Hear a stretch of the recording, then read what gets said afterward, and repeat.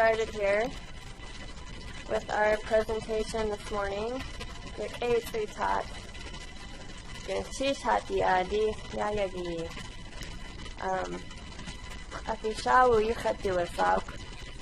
Keri Eggleston awe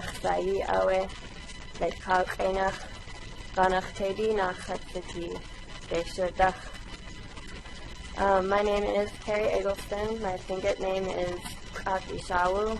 I'm from the Ganach Tebi clan, and I'm from Haines originally. Our presentation today consists of 3 different presentations. The first one will be by James Crippen. He's going to talk about Chinook, Jargon, and Tlingit. Our next one will be by Wudashi Claude, Alice Taff, and she'll show video recordings of fluent elders. And the third one, I'll present a database of Tlingit verbs. So let's just go ahead and get started with Zeus.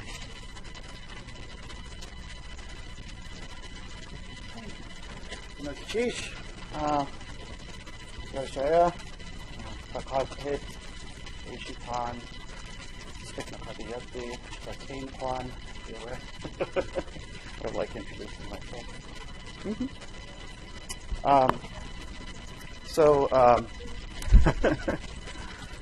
I'm going to be speaking today about Hakeda Kwanki Katanki, the Chinook Jargon language. It's a language of all of our neighbors, the people who live around us. I'm currently a PhD student at the University of British Columbia, doing my PhD in linguistics and hopefully advancing to candidacy this fall so I can spend more time working on actual Tlingit instead of classwork. So, Chushukaaye, Gunachish, Stakat Yuhan, Hat Khati, Dach Stuga Khati, Hayukatandi Akhi, Yiki Wishing Get. Atas, Sanihas Kakunchian. Show any minutes of you think it you Katangitin I'm gonna just switch to English mostly. But not today. So what I'm going to talk about first is Chinook Jargon itself, what it is and what its history is. And then the existence of Chinook Jargon in Tlingit country, and some borrowings in Tlingit that have come from Chinook Jargon, and then I'll just sum up. So, first of all, Chinook Jargon, it was a trade language of the Northwest. It was spoken from Oregon around the Columbia River all the way north to the Klondike River. It was used to communicate where people lacked any other language. So nowadays, that language is English.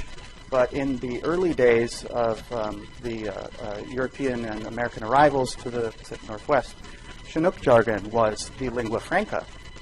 And it's particularly interesting because Chinook Jargon is not a European language. It is one that is constructed from quite a few different languages. And it was used between all sorts of different people. It was used between Indians and whites, which is what you would expect, but also between different Indian groups who didn't have a common language or who didn't know each other's language, especially when they were coming from a distance. And then also even white and white interactions and all sorts of other immigrants, like the Swedish and Chinese and Hawaiian talking together that Dwayne Pascoe talks about. He says he witnessed this, I think in the 30s or 40s in Seattle. There's a Swedish immigrant, a Hawaiian guy, and a Chinese guy, and they're having an incredibly detailed and rich conversation in Chinook Jargon. So that's some of the last people who still use that actively. It's mostly forgotten today. It's largely gone everywhere on the coast, replaced almost entirely by English. But there are a few tribes in Oregon who still use it. These are because the reservations were put together out of multiple groups, each of which had separate languages, but they all shared Chinook Jargon. And because they shared Chinook Jargon, it became their main means of communication. And they call it Chinook Wawa, which is Chinook language in Chinook Jargon.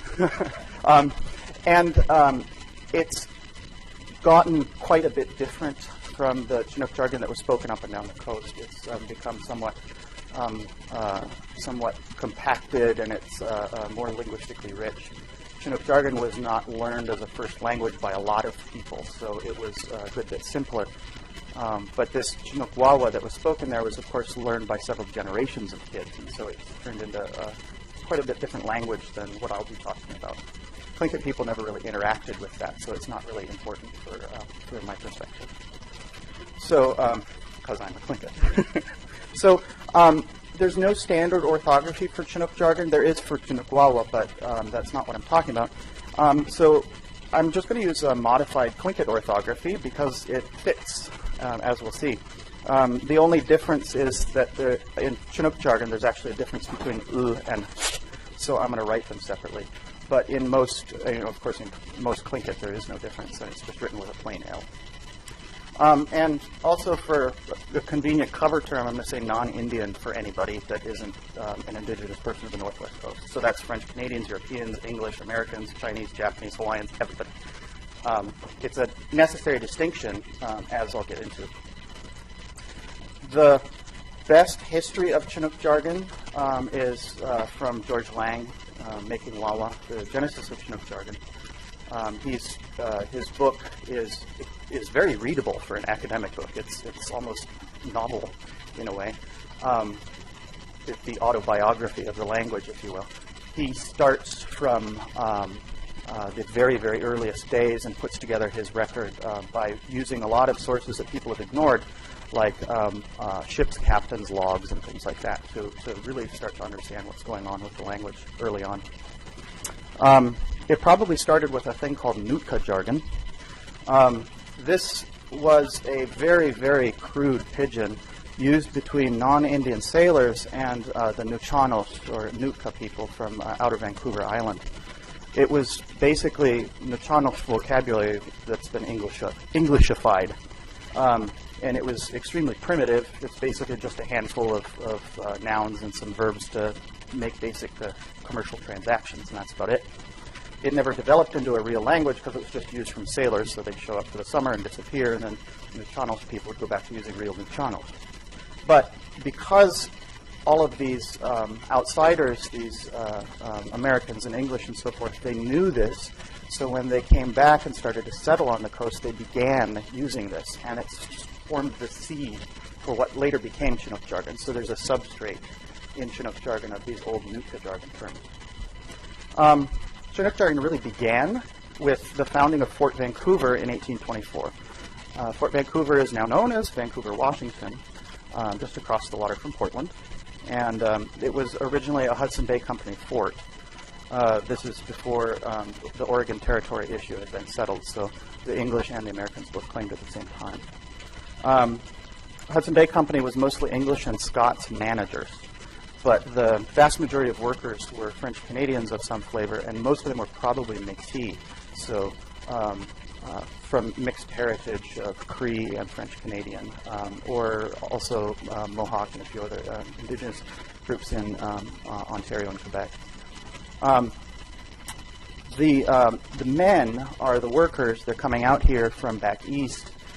They're settling out there, and they're basically there for the rest of their lives. So they want to settle down and have families. And there's the Chinook themselves, the lower Chinook people, are not terribly interested in these interlopers, but they're perfectly willing to sell them their female slaves to become wives. And that's important because the women that the Chinook were taking as slaves were not Chinook people. They were going to be from other tribes around. So they didn't speak Chinook very well themselves. They had learned it as well as a slave learns to get along in the community. So what we're doing is we're combining families out of people who speak a mixture of French and Cree and some English speakers and some Scots speakers and some people who speak sort of a broken version of the proper Chinook language. And all of this is stirred together in a very small melting pot with a whole bunch of families. The children have no language directly from their parents. Their parents are speaking this sort of amalgam of stuff. And what happens is what's called creolization. The children then learned this and produced a real language out of this sort of broken system of communication. And that's what we call Chinook jargon. So the source of Chinook jargon is Fort Vancouver in a sense. But then in 1846, the Oregon Treaty was passed, and England ceded all of the territory somewhere around Puget Sound southward. So there was more fighting about the border later. And because of this, the Hudson Bay Company was no longer really in its proper place. So they essentially picked up sticks and moved to Victoria. Victoria became the capital after a while of the British Columbian District, and a lot of the Chinook jargon speakers that had developed there in Fort Vancouver moved with them. And because they had this language, they then started to use it with people in the Puget Sound in the Salish Sea region. And those folks then began to contribute Coast Salish and more Nuu-chah-nulth, a newer version of Nuu-chah-nulth, not the Nootka jargon, and several other languages in the area. And these began to enrich the Chinook jargon, and it also became an intercultural language, a language that you could use it with anybody. And so in the 1850s and 60s, we've got people coming out from the East Coast, and they're finding this language, and they're like, wow, there's this language, and everybody speaks it, so I have to learn it. And at some point, Oregon Territories puts up for a vote, but then takes a recess and never finishes the vote, to make Chinook jargon the official language of the territory, because that's what everybody spoke. We had white people writing letters back to their families who had stayed out in Oregon for a while, writing letters in Chinook jargon home to their white families. So it became a language of the Northwest. So a little bit about its sounds. Chinook jargon sounds very Indian because it's made of a lot of different Indian languages. So it's got lots of sounds in it, like and right. These are not the normal sorts of sounds that you find in Pidgin and Creole languages, but this was a very unique situation for it. Now, of course, we've got all these people who don't speak some sort of indigenous language, and they don't have all these interesting sounds. So what they do is they simplify them. They sort of drop these hard sounds, and all become kl or tl. So that's how the Indian version of the word pasach, to give or a gift, then becomes the non-Indian version potlatch. And we recognize that as a word that's now in English, potlatch. Then also up, that's not easy for English speakers to pronounce, so instead they're going to say clup. And that's, you'll find that in a few place names and things like that. And so also k, k, and k all become k, because again, English speakers and French speakers can't differentiate these. So kilipai, to return or go back, that becomes kilipai. And kal becomes just kull for hard. But that's not to say that Chinook jargon didn't have these sounds. It's just that non-Indians mostly would use these sounds. And the Indians, if they learn it from another Indian, then they were going to pick up the Indian sounds because they had them in their own languages. So we get kalahan for fence, and that's found all up and down the northwest coast. And it's in the non-Indian version, you get kalahan or kalahan. And on the south end of UBC campus, at the edge of the Musqueam Reserve, there's a road called Callahan Drive. And that's where the fence was between the reserve and the rest of the town. And it looks like an Irish name, but it's absolutely not, because the Musqueam, written underneath on the sign, says Callahan Drive. So Indians learning from non-Indians would often fix these sounds. You'd hear a white guy saying to you, Klahauya, and then you'd be like, he must mean something like Klahauya, because I know that that's how they, that's just how they pronounce these things. But sometimes they didn't fix them. So kopa in the south, up north, is recorded as just kopa, which would be the exact same way that a European would pronounce it. Sometimes it just didn't matter, or they just didn't pay attention, or didn't care. The structure of Chinook jargon, it's actually very simple. It's quite like English and French. So the verb is in the middle, like in English and French. And that's really unlike the verb at the beginning or the verb at the end in almost all the languages of the Northwest Coast. So the sentence structure seems to be more Englishy and Frenchy than it is Indian-y. The morphology, word structure, is also, and this is a surprise, the morphology is very simple. There's only a few prefixes and suffixes in this language. And compare that to any of the languages of the Northwest Coast that are just full of extraordinarily famous, rich morphological systems. So Chinook jargon is interesting in that it has the Indianish sort of sound and then the very simple syntax and morphology from European languages. It's really kind of a meeting of the two kinds of linguistic worlds. The words in Chinook jargon, though, are mostly not English and French, even though the structure is, except for a lot of terminology for modern things. So these are a couple examples of some constructed sentences, although it'd be easy to find a few examples. I just didn't have the time. So, like, Hanshik Saika Satwa Crippen Saika house. When are you guys going home? When you guys go to your house. Or We Kayas Chichaku Makmak Itswa Ditswal. Few newcomers eat black bear meat. So you can see that the structure is really, really similar to English, but the vocabulary is completely unlike English at all. Chinook jargon was very, very definitely used by Tlingit people. They are recorded as using it with any Indians from the south, any of them. So there's records of people from Vancouver Island, Puget Sound, the Fraser River, the Columbia River, and so forth, of Europeans and Americans saying, oh, these Indians, they got together and they used their Chinook with each other. So it's quite clear Tlingits were speaking it. And it also seems from some of the historical records that Tlingits used it with any non-Indian that they ran into. And they expected most people who weren't Tlingit to have some. So John Muir, for instance, runs into, he meets Kadashan in Wrangell, and Kadashan speaks Chinook jargon and apologizes because Muir doesn't speak it very well, and he says, well, we'll find somebody who haya kampak swalwa Boston, somebody who speaks the Boston language, the English language, better. And they get the guy named Sitka Charlie to be their English interpreter. Tlingit speakers today recall their parents and grandparents using some of it, but as far as I can tell, nobody today knows anything more than the occasional word. The American Historical Record, as I pointed out, documents a lot of Tlingit use of Chinook jargon, if you know where to look. Most fur traders and prospectors basically all along the coast assumed that all Indians spoke Chinook jargon. They just, if they ran into an Indian, they'd say, you know, Tlahauya, and just assume you're going to speak it.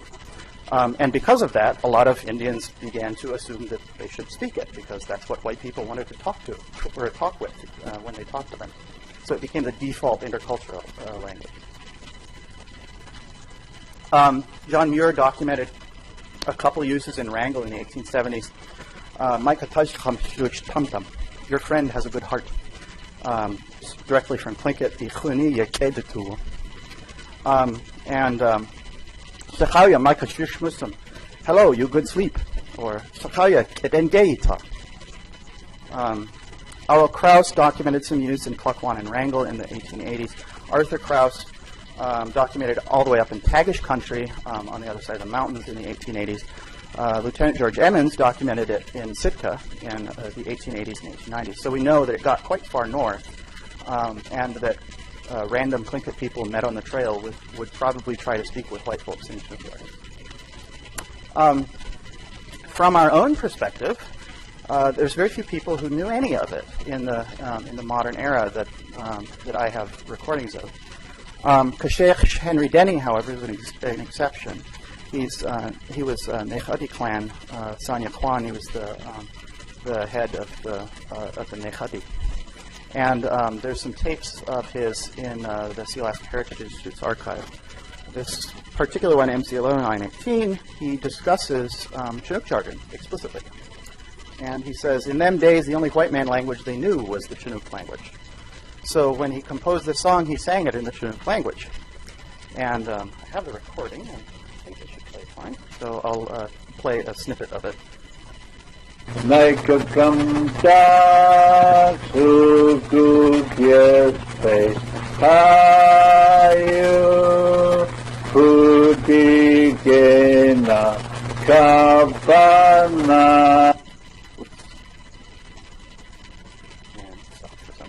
Anyway, The song is composed by a guy who was living at Yes Bay when there was a cannery there, and the story goes that he was quite ugly, but he really had a thing for women, and so he would stand around and say hello to all of them as they passed by. And all of these Indian women and white women coming from all over and staying around there. Well, he composes this song as a sort of making fun of himself. He's saying, I'm thinking about that Yes Bay, and there were lots of pretty girls there, and they used to make me so crazy. What's interesting about the song is that Henry Denny says that his uncle and father then were sitting around with a bottle of hooch and having lots of fun, and they decided, hey, why don't we sing that thing in Tlingit? And so they translated the song into Tlingit, and he then presents the same song in Tlingit. And then he says, and of course they were like, well, if we do it in Tlingit, we got to do it in English. So then they've got the song translated in English as well. And in fact, you can put it all together, and it's a 3-verse song sung in Chinook, Jargon, English, and Tlingit. And that really sums up the sort of milieu that this language was used in Tlingit society. So it was used between Tlinkits for fun. You didn't need to use Chinook jargon with other Tlinkits because you could speak Tlingit, but you could use it for fun. And of course, you could use it to make fun of other people. So because all of these other folks, they speak this silly language, and so we'll use it to make fun of them. It seems to have been most common down in the South, and that's probably why Henry Denny has a strong memory of it. It probably died out a little earlier in the North because English was more sort of more settled up here, whereas down in the Ketchikan area we had a lot of people from the earlier days of the Pacific Northwest still hanging on. And as I said before, Chinook jargon is probably just gone because nobody needed to speak it anymore. It's still around us, though. There's a lot of Indian place names around here that are actually Chinook jargon place names. So Kanamux Glacier is Kanamuxt, together or meeting. Mux Lake is Muxt, too. Pishak Island, which is out off the coast here, that's from Pishak, bad, evil. Sitcom Creek, it's a half. Skookum Creek, powerful. Skookum Chuck, we'll hear that occasionally, and that just means strong water, usually a rapids. Tatoosh, breast, it's a point that looks like a boob, apparently. Tanas Lake, it's a little lake. Tai Creek, Tai is fairly familiar. And we have a few in English, too. So we've got Thumb for chum salmon, and that's spotted. Chichaco comes from chi, new, and chaco, come. Quite simple. And an old phrase, high-ass muckamuck, it's not actually insulting. What it really means is high-ass, important, and muckmuck, eat. So it's somebody who can afford to have a big feast. And the ass is actually important. It's part of the word. Tlingit didn't give very much to Chinook jargon. There are a couple words that came from Tlingit, such as negun. Chutznuwa becomes hooch through some sorted situations. And skahate becomes skate, crazy. Used in opposition with Pilton, which is the name of a guy who went crazy around Seattle, apparently. Tlingit borrowed a lot from Chinook jargon for modern things. Most people don't know this anymore. Wanatu, sheep, comes from limuto, which is from French limuton. And in Tongass Tlingit, they had nawatu, so they, somehow the N and W got switched. Wasus, cow or cattle, that comes from musmus, and hence from Klamath down in Oregon, or musmus, deer. And Tongass Tlingit had waswus, so again, the W is deleted in Northern Tlingit. Nadak, table, from French. Deshu, pig, from French. Noknate, priest, from la plate, la prêtre, priest. Anahu, from lenawu, from le navo, which is a Canadian French term for turnip. Nawain, from lavwain, it would be pronounced lavwam, but in Canadian French it's lavwain. Anachen, that's from Kalachen, as I mentioned, and that's from Coast Salish, fence or stockade. Sapnain, from Saplel, we don't know where that word comes from. Dotan, from Kayutan, again, we don't know that one.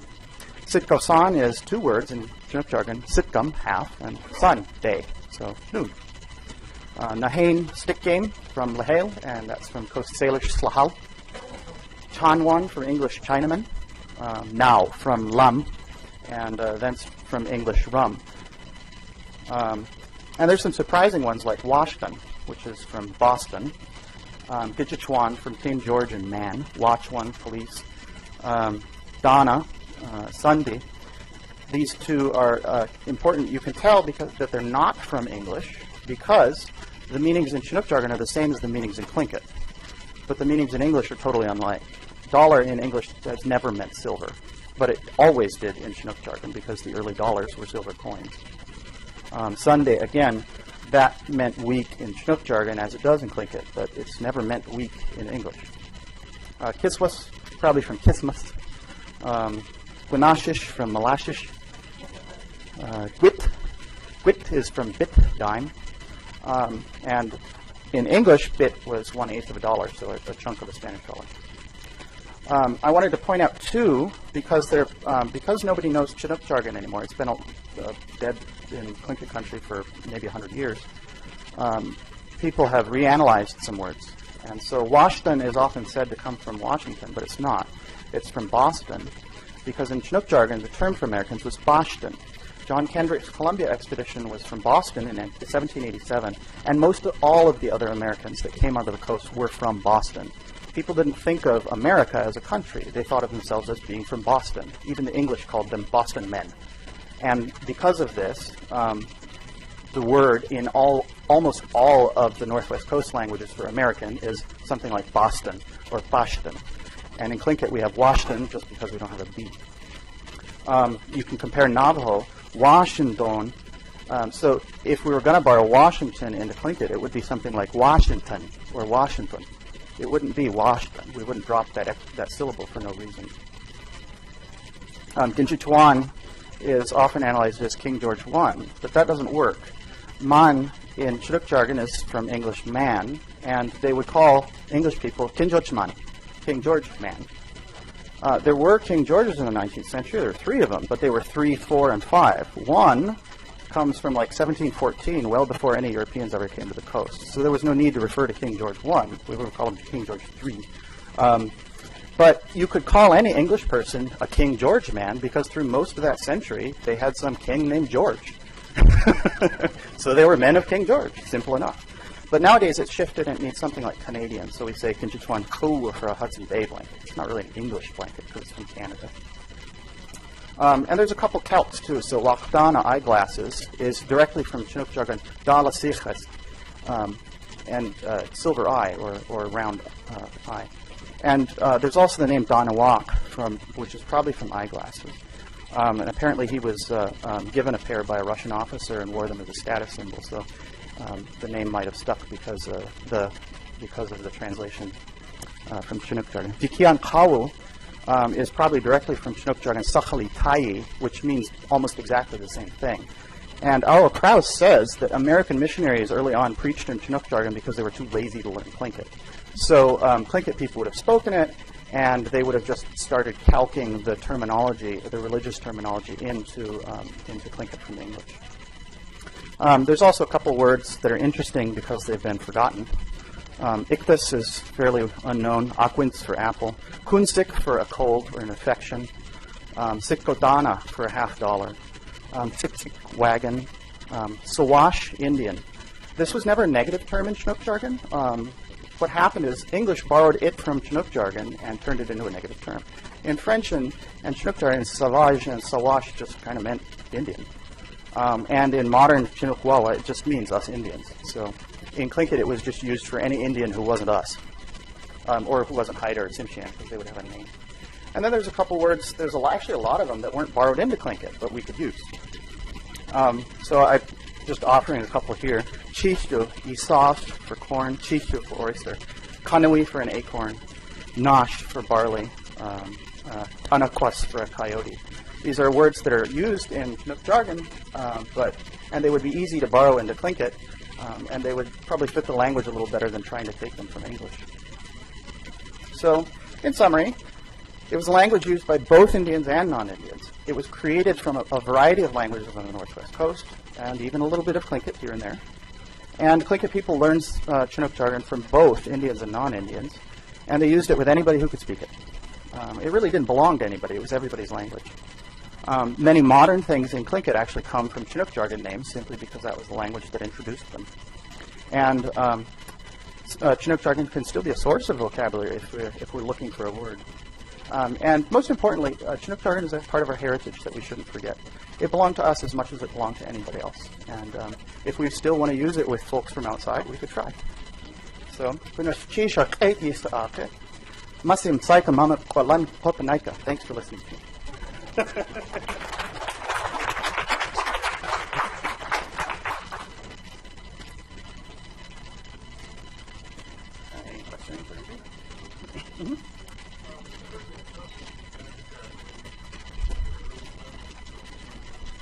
Really?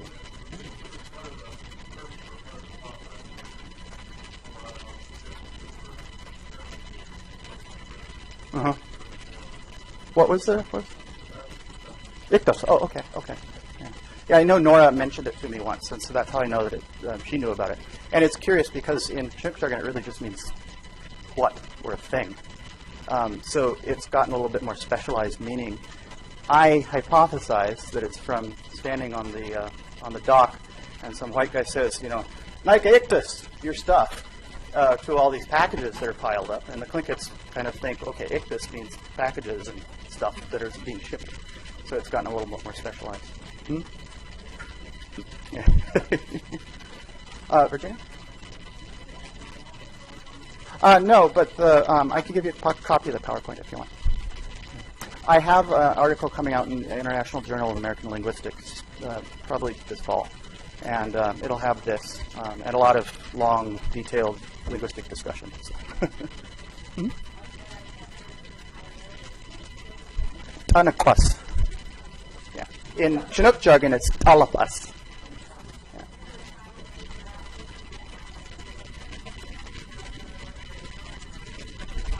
Mm-hmm.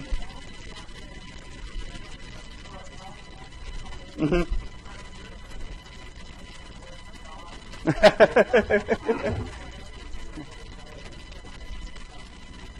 Mm-hmm. That's right. Yep.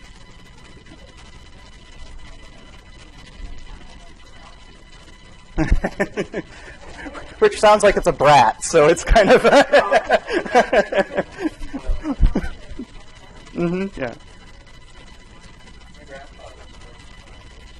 Oh yeah.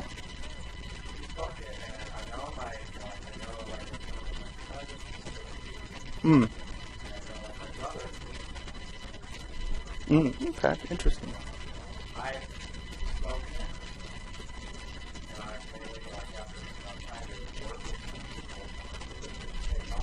Mm-hmm. Yeah. It's a play language, I think, in its later years, more than anything. Mm.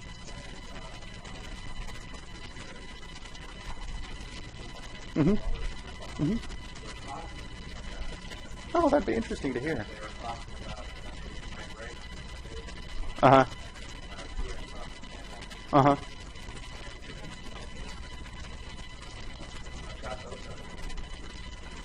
That'd be interesting to hear. Any other questions? Get off and let Keri take over. Okay, moving right along just so we can stay in our time limit here. Next we have Widashi Tla, Alice Taff. She's going to present her project on video recordings of Tlingit elders.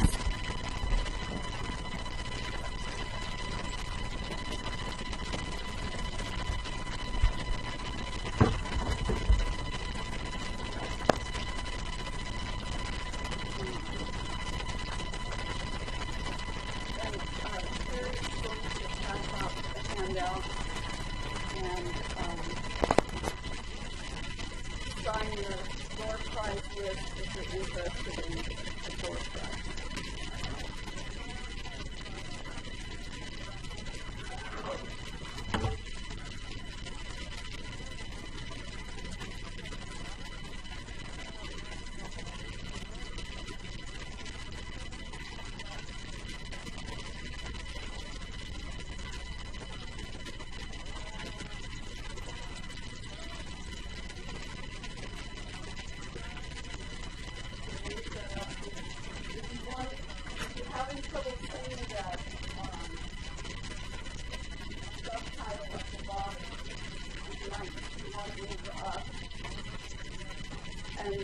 you've ever been at a presentation where you were asked to move up and anyone ever moved up?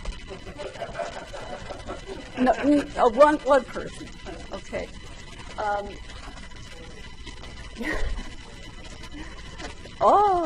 Siya wala na gunos siya gawak. Gay kahi sahay Wudushi Clark, Alice Taff, you cut to us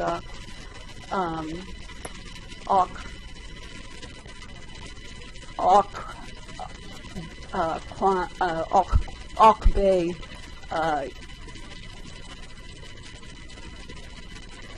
Kayaye, Huttity, New Jersey's Koch City, Deutsche Pan Ayachat, Kumru, Kwan, Yadi Ayachat. So I'm Alice Taff. I work at the University of Alaska Southeast, and one side of your handout gives you information about this project, which is funded by the National Science Foundation Documenting Endangered Languages Initiative. And we've received 2 grants for this. On the other side of your handout, you'll see a list of people who have been involved in this project, which has 1 more year to go. And I see one name that I've left off the list, Renee Lance Twitchell. And anyone else who's been involved in this project, raise your hand.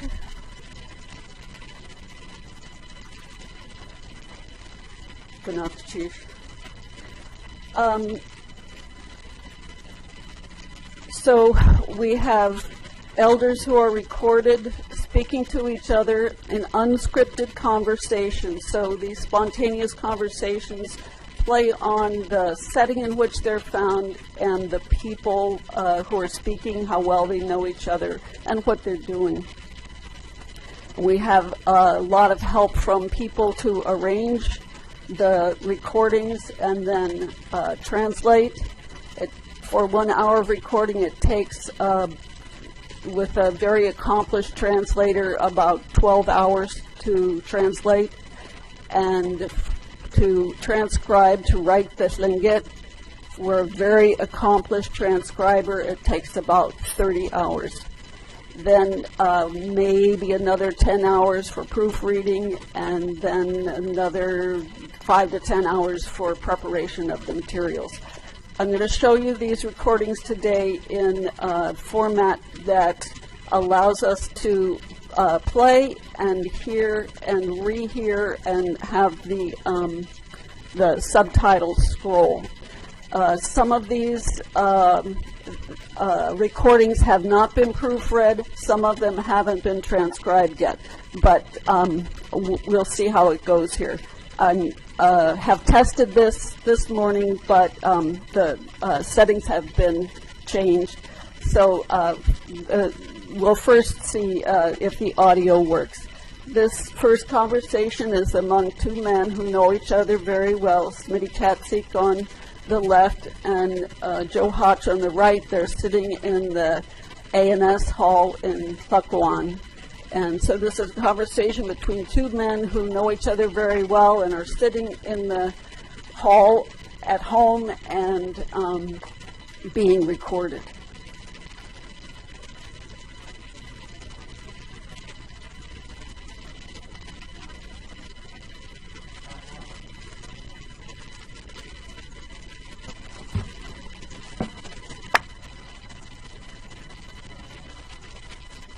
So I'm going to hook up my own speakers here.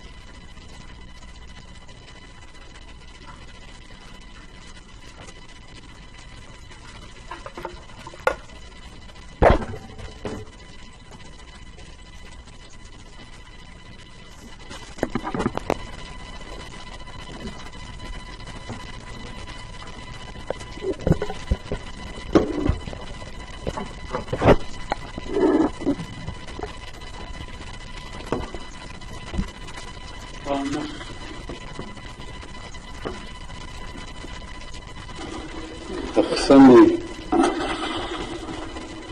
Ashkatulu Ati Ashkakunte Yati not Jimmy أتقفت عاطية عن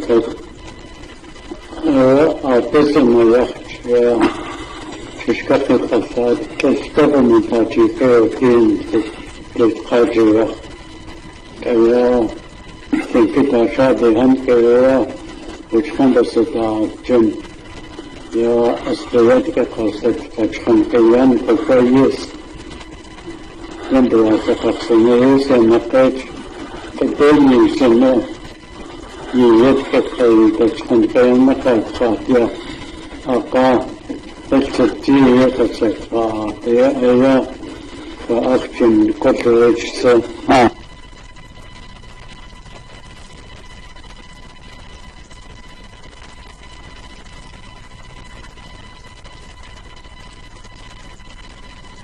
The next conversation is between two men who don't know each other that well. So they're talking about their family relationships and how they would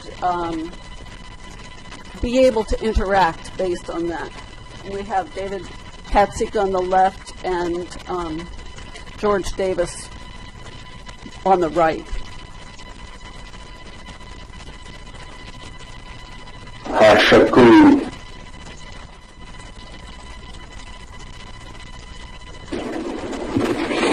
سكون كإطلاق أيضا وتخوى يخيف كفة ساتيه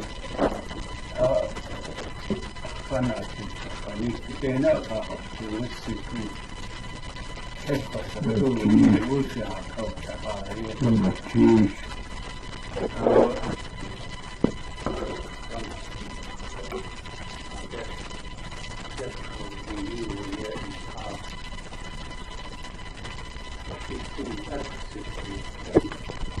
예, 가약 같은 기후, 학생과 차지, 아니 가서 할게, 약신들 닉데인다이 타큰 것들 스페이스다, 야나 스파샤신들 안에, 그게이드고 사과도 어떻게 그게이드고 사과도 어떻게 어떻게 어떻게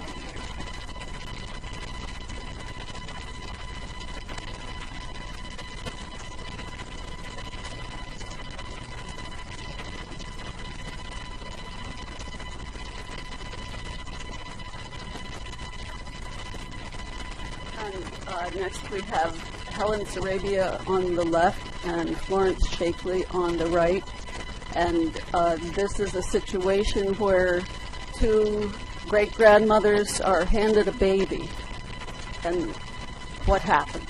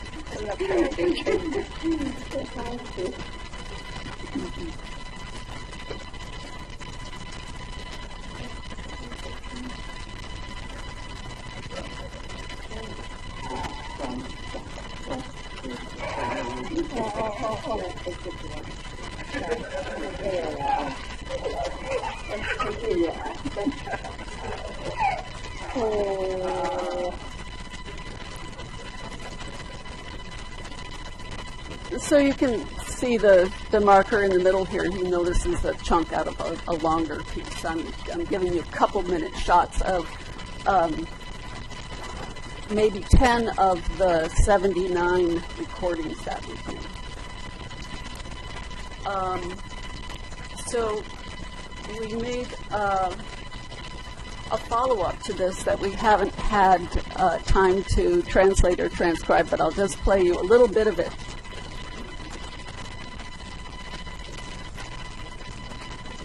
So Selena Everson on the left, and then Helen Saravia and Riker Eggleston and Keri Edwards Eggleston, who is here with us.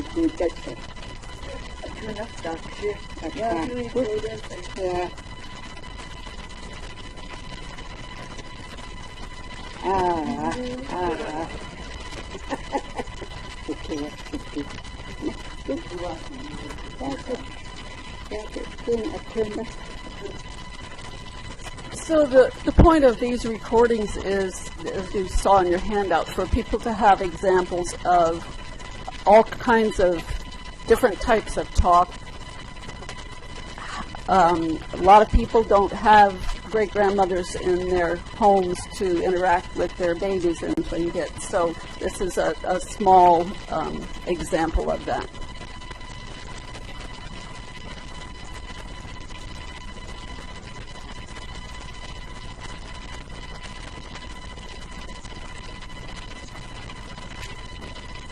Here's Dr. Sobolev on the left and John Martin on the right,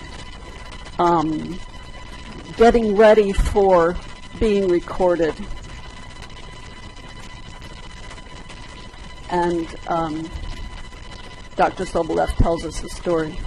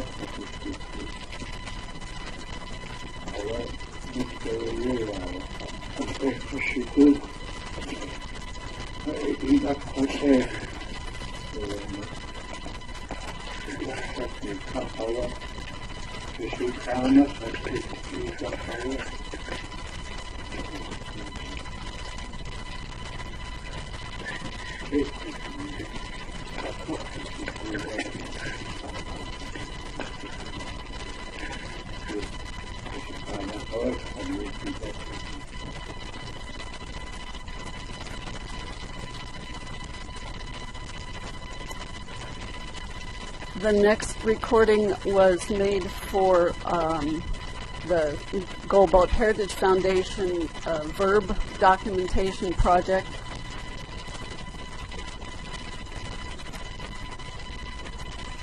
And so these two women who know each other very well are sitting in a room being recorded, and they're asked, use the verb dance in as many different forms as you can. And they have just recorded all of the forms of the verb dance one at a time for inclusion in the project. So here's what they say.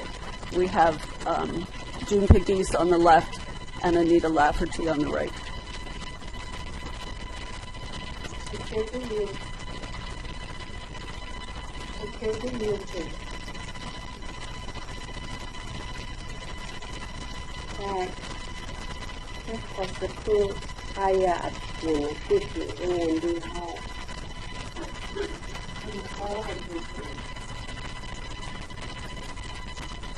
So have in a joke.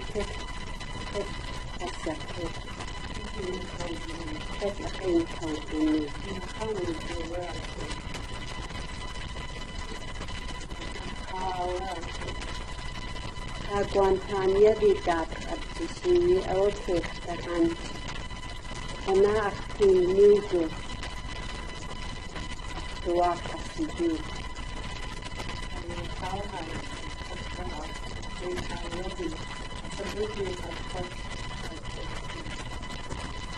aktif paswege wa aktif aktin tanya de positi aguantan Sitka aguantania di dat at sisi ektahan idat ko adik ko sa kapten kan idat kan asi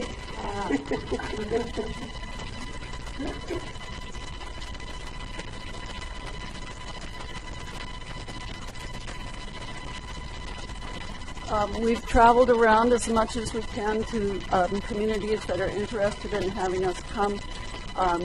We went to Yakutat and recorded people there. Here's an example of that. George Ramos on the left and Lena Arcus on the right. I had Nellie on my mind. So they're together at Nellie's house. At Lena's house.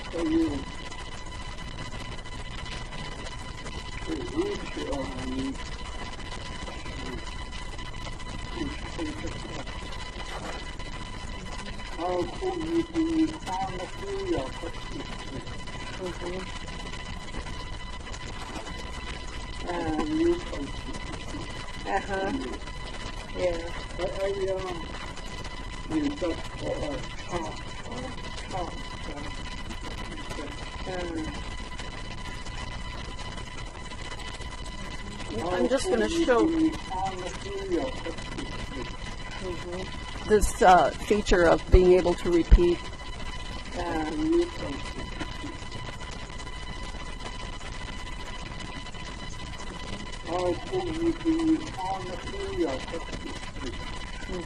So you can take each phrase and listen to it as many times as you care to.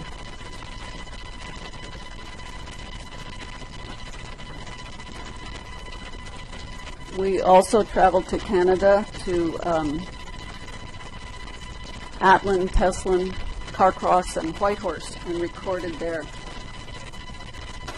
And we have Nora Dowenhauer, Selena Everson, and Bessie Cooley here in Bessie Cooley's backyard picking berries.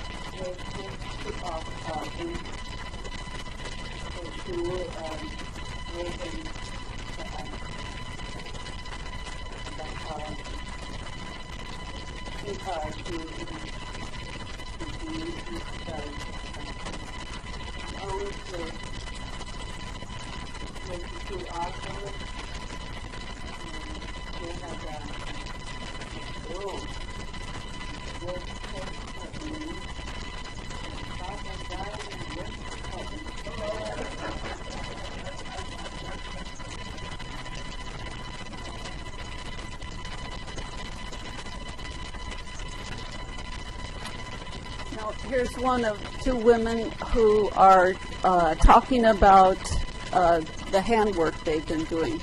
And this is Ruth Demert on the left, who's sitting right over here, and Marty Hotch on the right, who's sitting right behind her in the same way. So.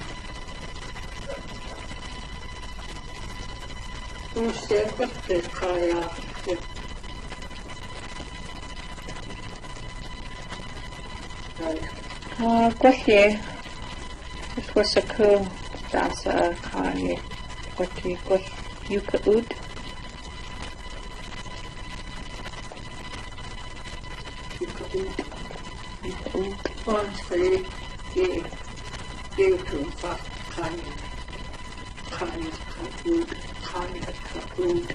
Kaya could one of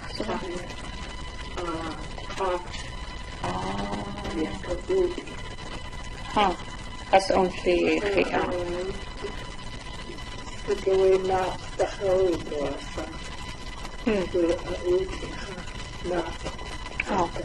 uh-huh. Where later in the section. Sienna.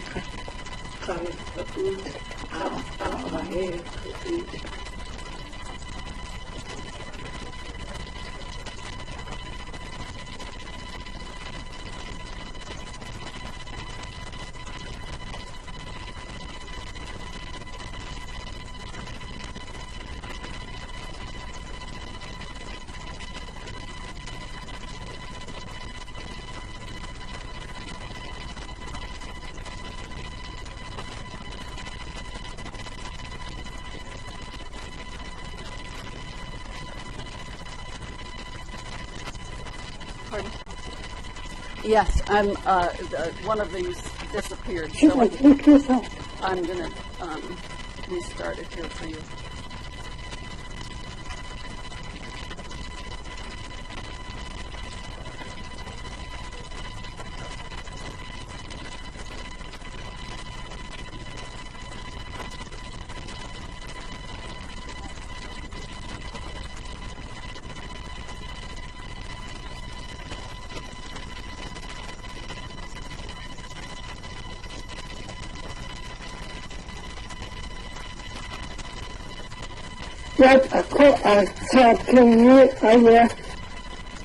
So we have here what women are saying when they're cooking something, and on the right here in front now is Margaret Dutson, and also with her Marty Hodge.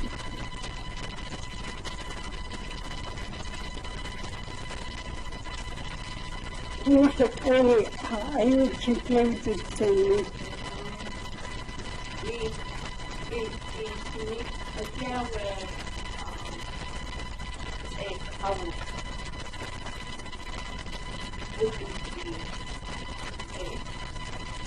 It was all completely still.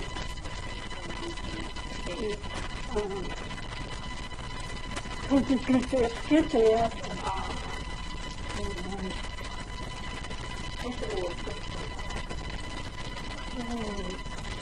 John Elliott.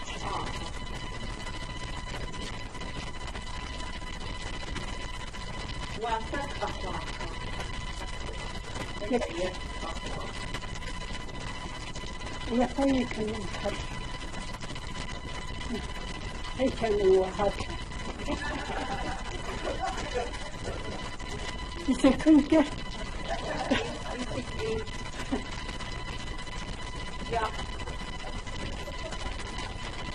She doesn't want to speak in English. To me.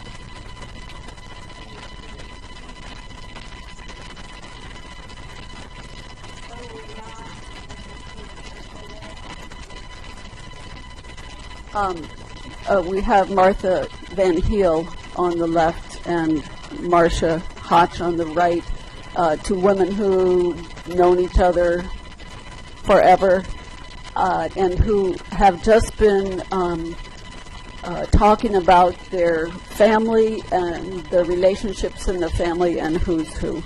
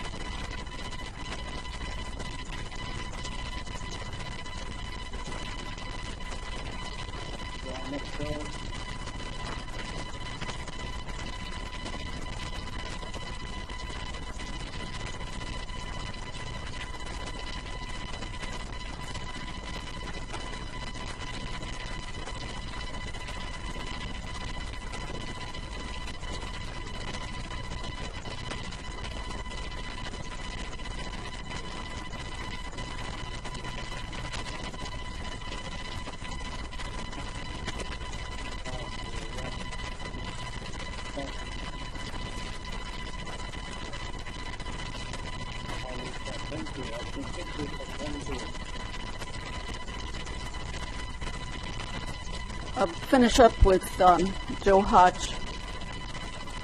So listen hard.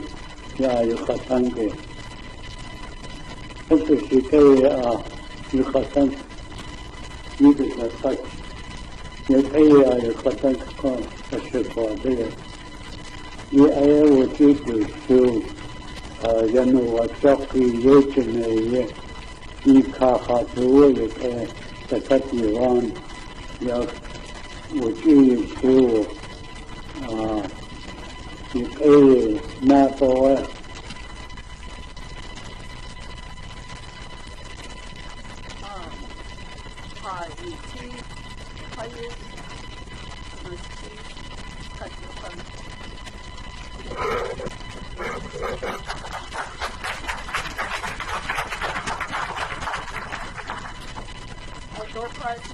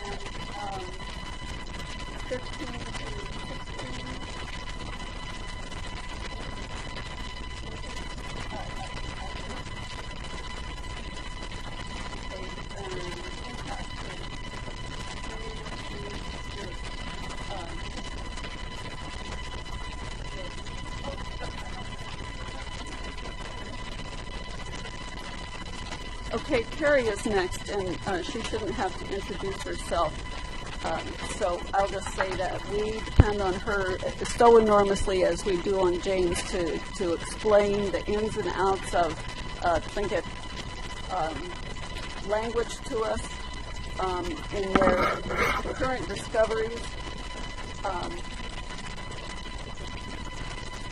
So she's going to show you some of her latest work.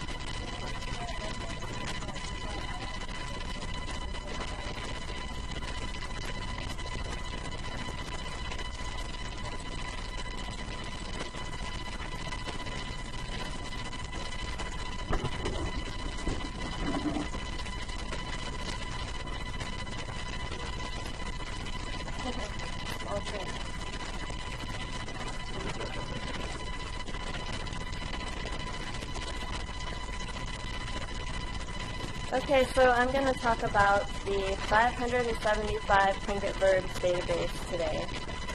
My goal is to just make people aware of the resource and to just give a quick demo on how to use it. So let's start by talking about the project history. By the way, it's called 575 plus Tlingit Verbs because there's a few more than 575 in here, but that's a nice number for a title. So And it's kind of a little takeoff of 501 Spanish verbs or German verbs, looks like that.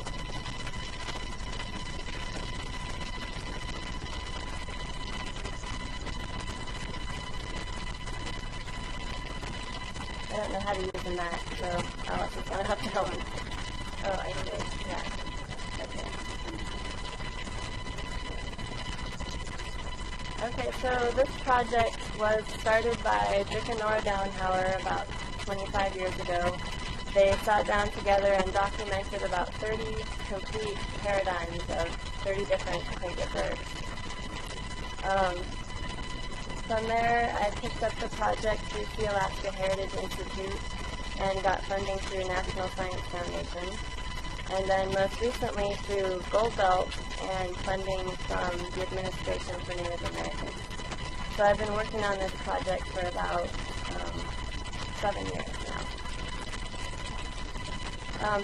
The methodology was basically sitting down with a group of speakers, and I had a list of verbs I wanted to cover for each meeting. And I would sit there and ask them, okay, how do you say paint it? How do you say don't paint it? How do you say he is painting it? How do you say he will paint it? How do you say there's no way he can paint it? And so we got 12 forms of each verb. And I'm surprised it didn't drive them all crazy and they stuck with it for so long. So here's just a list of the people who worked with me on a very regular basis. You can see some of them in the picture.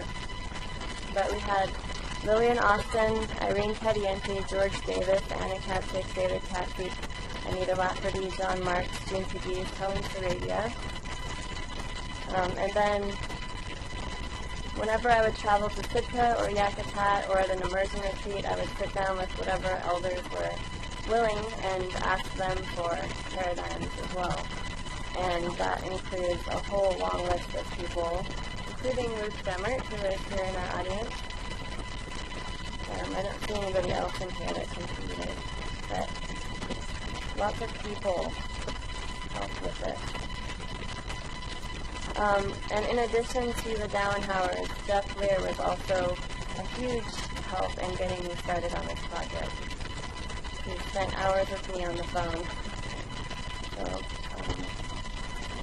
okay, so we get back over. So, okay, that's the project history.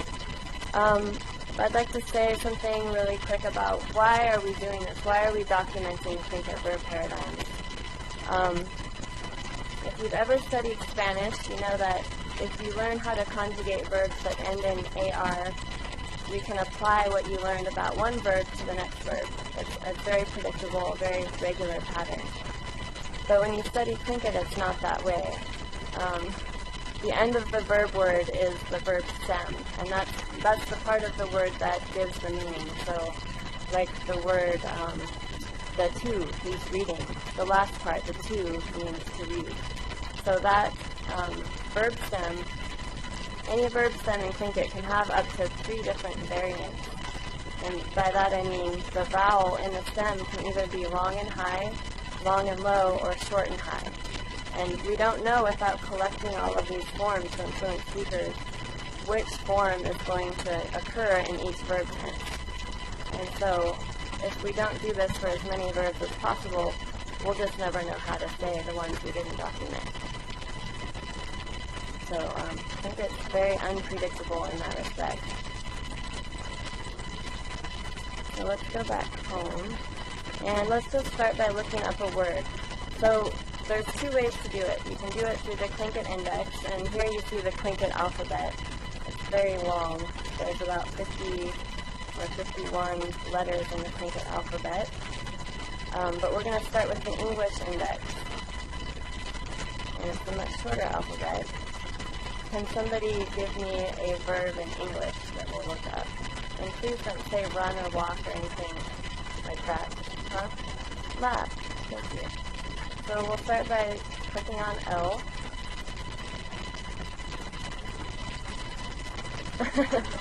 That would have been, yeah. I'm glad you didn't do that to me. Okay, so the number in parentheses after the verb means that there's going to be 3 entries for laugh under Tlingit. So there's one that means she laughed at him. The slash just means it's he or she, because in Tlingit they don't differentiate between the third person gender pronoun. At uashuk, she laughed. At ushuk, she laughed or she smiled. So let's go with the first one. We'll look at the first. Uashuk. And let's just look really quickly at what forms this has. So, the top gives you the verb theme. I'm not going to go into that. There's places that you can read about the verb theme, and it's helpful for certain kinds of information, but for our purposes today, we're just going to look at the verb forms.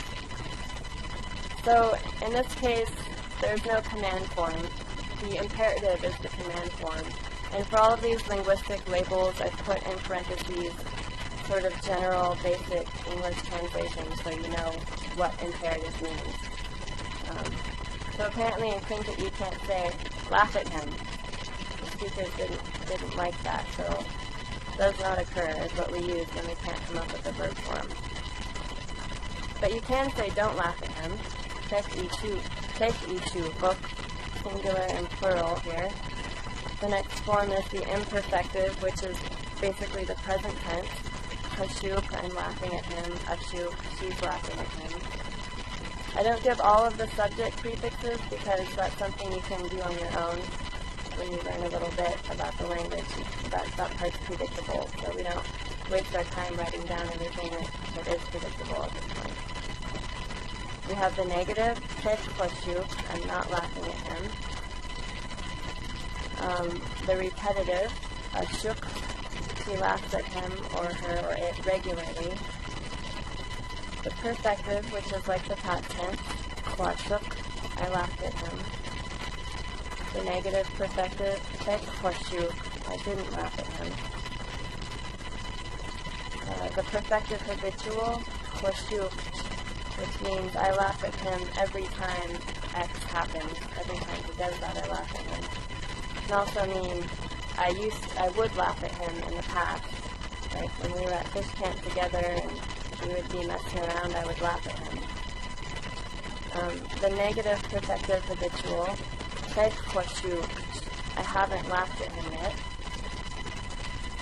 The future, kokashuk, I will laugh at him. Negative future, tek kokashuk, I won't laugh at him. The hortative, kashuk, let me laugh at him. The potential attributive, tek ade akwashuk, or yes, no way can she laugh at him or her or it. The potential possessive, akwashukun, she would have laughed at it. And finally the conditional, ashukni, if or when she laughs at it. And then for some of the verbs, we're fortunate to have example sentences, because a lot of these are just isolated verb forms that, you know, they need to be in a context when you're using them in regular language. So we have an example here, wuyik ashu, she's laughing at nothing. So that just gives you an idea of what is in the database for each verb in here. There's about 12 forms for each verb in here. So how do we look the same verb up using the Tlingit index?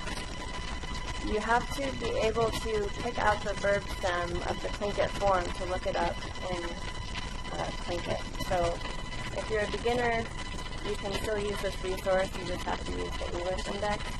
If you're a little more advanced, you can use the Tlingit index to get what you're looking for.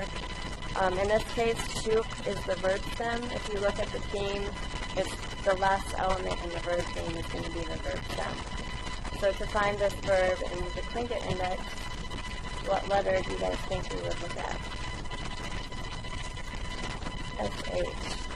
Let's find SH.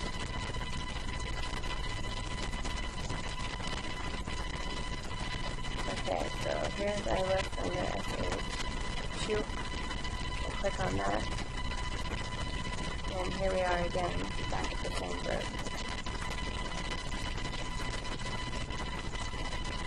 So, from here, I'd just like to show you guys a few of the links under the navigation heading here. other things that are included in the database. There's a little introduction to the database here that gives you the kind of information I'm talking about right now, but a little more detail. How to look stuff up through the Tlingit index, what some of the numbers mean after the verb.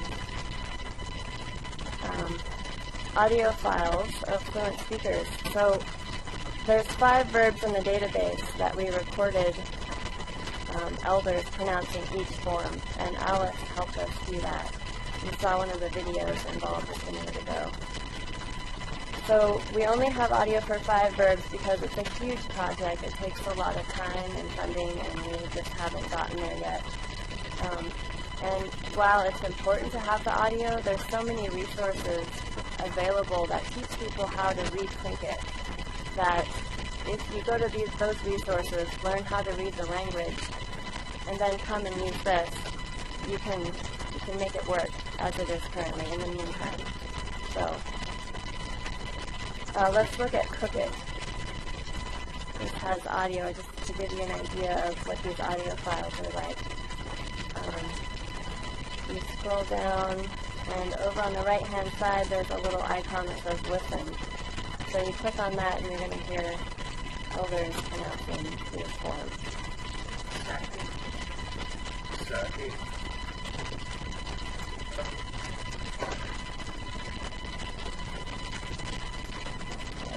listen to a couple more.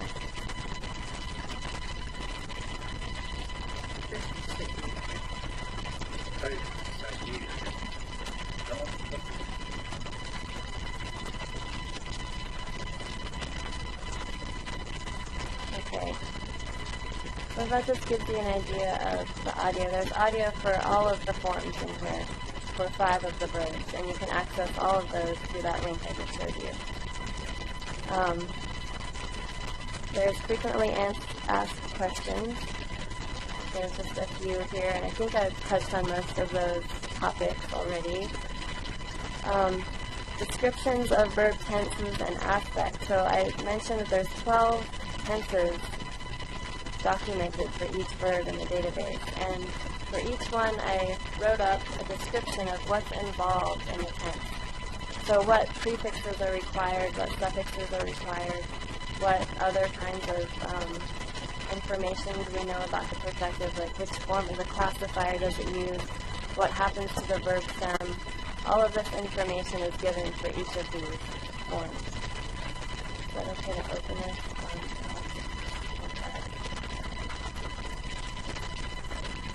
So I've tried to write these in as non-technical a manner as Tlingit allows for. But you pretty much just have to expect to come across some terminology that's going to seem strange at first. But it's necessary because the language is so complicated.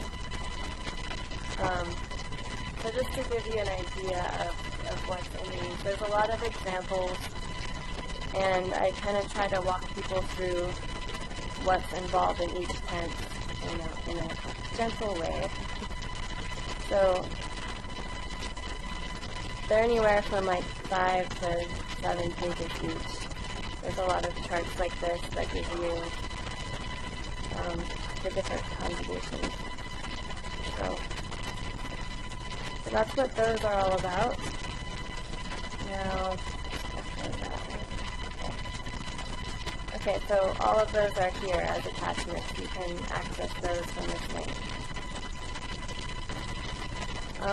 The last thing I want to show you are the prefix combination charts. So because in Tlingit, all of the information about a verb, like the verb tense, the subject, who did it, sometimes the object, who you're doing it to, the classifier, all of those things attach as prefixes or suffixes to the verb. So you end up with a lot of contractions taking place between these prefixes. So if you want to say something like, I'm going to eat it, but we're going to eat it, a lot of things happen when you change the subject. And so if you don't know those just off the top of your head, which most of us don't, sometimes it helps to have a chart that helps you switch different subjects in and out of the verb. And that's what all of these are. You kind of need to know a lot about the language to know which chart it is that you're going to need to look at for each tense, but a lot of that kind of stuff is explained here, so if you have the time to just browse through here, I think you'll be able to figure it out. Let's just look at one real quick and I'll show you what I'm talking about. So that's pretty small, but basically we've got 16 classifiers in Tlingit. So depending on which classifier the verb uses, which subject you want over here, and what other prefixes are involved. In this case, this is the prefix string 0, so there's no extra prefixes, so we're thinking of like the imperfected form where there's no past tense marker, there's no conjugation prefix. This is just the basic one. So if you have a verb like I was just saying, cha, I am eating, we would look right here, it says cha, to say you're eating, you just go on down. So you're eating would be I cha. Everything but the verb stem is on this chart. He is eating, it would be a cha. Sorry, I should be saying it, that's a positive verb. I'm eating it, you're eating it. He's eating it would be a cha. We're eating it, tu cha. You all are eating it, yi cha. Someone is eating it, tu cha, etc. So that's how this works in a very tiny nutshell. Yeah. Right. If we wanted to look at a word with a da classifier, like chadatu, I'm reading, then we would look under the da column. So chadatu, itatu, datu, itatu, etc. You would go down there to change down, the subject column to change your subject prefix.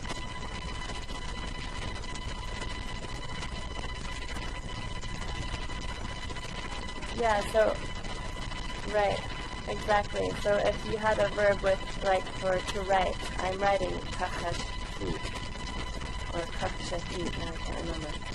You would go down here, one chart that has the ka prefix. So there's,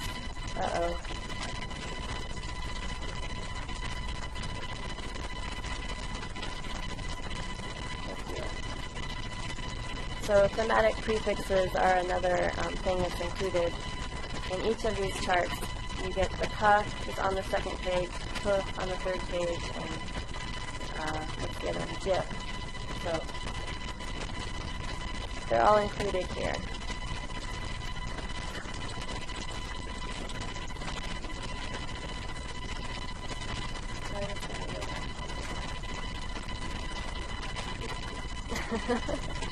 Okay, so basically that sums up what I wanted to say about the database.